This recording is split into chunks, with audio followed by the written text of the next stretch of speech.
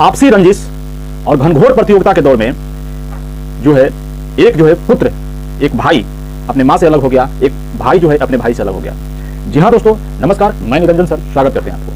कल से जो है कल का स्थिति, कल का माहौल, जैसा कि आप जानते हैं कि दो कोचिंग संस्थानों के बीच में जो लड़ाइयाँ थी, जो मतभेद था, वह किस मोड़ ले लिया, वह कहाँ आकर रुकी। मैं इस बात से कल कुछ वीडियो वगैरह नहीं बनाना चाह रहा था, लेकिन रहा नहीं गया। मैं इस बात का जिक्र करना चाहता हूँ कि पूरा शिक्षक वर्ग, भारतवर्ष के पूरा शिक्षक वर्ग जो है यह चिल्लाते रह गया, कुछ सोशल मीडिया इन्फ्लुएंसर बोली थी कि चिल्लाते रह गया कि सर आपस में जो छोड़िए इस सब बातों को, जो हो गया सो हो गया, लेकिन कोई नहीं सुना। किसी ने न तो एक अपने ईगो के आगे, अपने के आगे न तो एक कदम पीछे हटने को तैयार हुए और न ही एक कदम आगे हटने को तैयार हुए। परिणाम क्या निकल के आया? उसका परिणाम क्या हुआ? परिणाम यह हुआ कि एक जो है माँ, एक जो पुत्र जो है अपने माँ से अलग हो गया, एक पुत्र की मृत्यु हो गई, एक भाई जो है अपने भाई को खो दिया। जो लोग इस बात को समझते नहीं है, इसका परिणाम क्या होगा? अरे मूर्खों, पहले तो मैं उन छात्रों को मैं बात कहना चाहता हूँ कि छात्र भी दो गुटों में बढ़ गए, एक तरफ से आंदोलन, एक दूसरे तरफ से आंदोलन।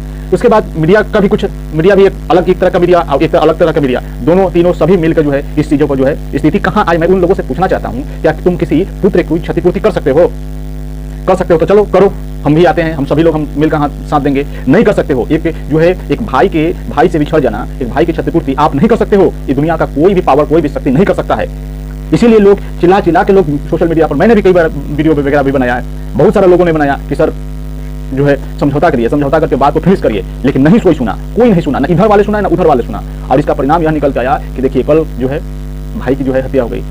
हत्या कहे या कैसे कहें, ये तो मैं नहीं बोलती, इस पर पुष्टि में नहीं करता, लेकिन जो भी है जान तो गई ना, मृत्यु तो हुआ। ऐसा तो नहीं है कि नहीं हुआ। इसका जिम्मेवार कौन है? इसका जिम्मेवार कौन है?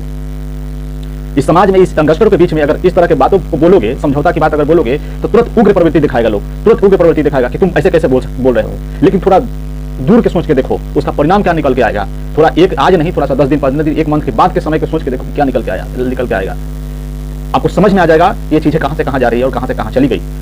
अब जो है समझौते की भी एक समय होता है, अब किसी प्रकार के कोई समझौते की समय नहीं रहा। अब चीजें बहुत बिगड़ चुकी है, जैसा कि आपने जानते हैं, उनका रोशन सर का जो है रिहाई हो चुका है और सब चीजें जो है उनका तो सब लूट ही गया, सब खत्म ही हो गया। तो किसी भी के लिए भी अब क्या बच गया है? लोगों को यह बात समझने की जरूरत था उस समय, जो लोग समझा नहीं। इसलिए समाज में जो है समन्वय की स्थिति को बनाकर रखना चाहिए। समन्वय की स्थिति, समन्वय बिगड़ना नहीं चाहिए। अगर समन्वय बिगड़ जाता है तो इसका परिणाम बहुत बुरा होता है, बहुत खमियाजा भुगतना पड़ता है। लेकिन लोग आज के यंगस्टर युवा जो है समझने को तैयार नहीं है। उनको लगता है कि जो है मैं ही सब कुछ हूँ, सब चीजें जो है गड़बड़ हो जाता है। मीडिया भी समझ नहीं पाई, आधा इधर मीडिया बढ़ गई, आधा उधर मीडिया बढ़ गई।